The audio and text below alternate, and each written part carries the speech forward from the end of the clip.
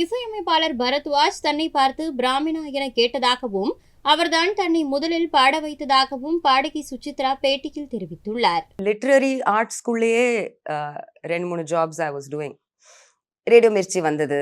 அங்க வந்து ஆர்ஜேன்றது உங்களுக்கு தெரியுமே, சும்மா மைக் ஆன் பண்ணி பேசுறது கிடையாது. நிறைய ஸ்கிரிப்டிங் ஒர்க், கன்செப்சுவலைசேஷன், பிளானிங் எல்லாமே இருக்கும். ரேடியோ மிர்ச்சியில இருந்தப்போ தான் எனக்கு பாடுறதுக்கான வாய்ப்பு கிடைச்சது. அதுவும் எதேச்சியா தான். நாங்க ரேடியோ மிர்ச்சி வந்து ஜெயன்ற படத்தோட டைப் போட்டிருந்தோம். அங்க வந்து ஒரு சீன்ல ஒரு ஆர்ஜேயா நான் போய் நடிச்சு கொடுத்தேன். ஸோ அங்க பரத்வாஜ் மியூசிக் டைரக்டர் வந்திருந்தாரு. ஸோ நான் நடிக்கிறது பார்த்துட்டு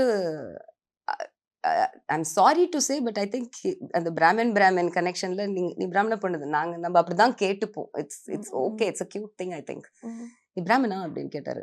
சரி பாட தெரியுமா அப்படின்னாரு. நோ சார், வெக்கமா இல்லைன்னு. கர்நாடிக் கத்துக்கலன்னாரு. Sir no sir. ஏதா பாடுவியா, பேசுற நல்ல டோன் இருக்கே அப்படின்னாரு.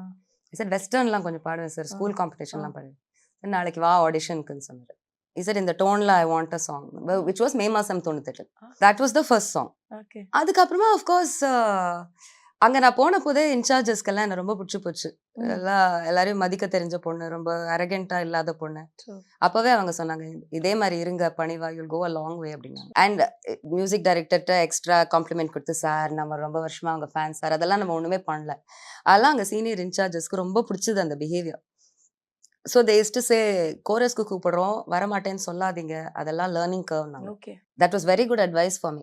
Because if you ask another singer, they would have said, hey, கோரஸ்லாம் பாடாதீ. இவங்க சொன்னாங்க, கோரஸ் நோ சொல்லாதீங்க. செய்திகளை உள்ளது உள்ளபடி தெரிந்து கொள்ள ரெஃப்ளெக்ட் நியூஸை சப்ஸ்கிரைப் பண்ணுங்க.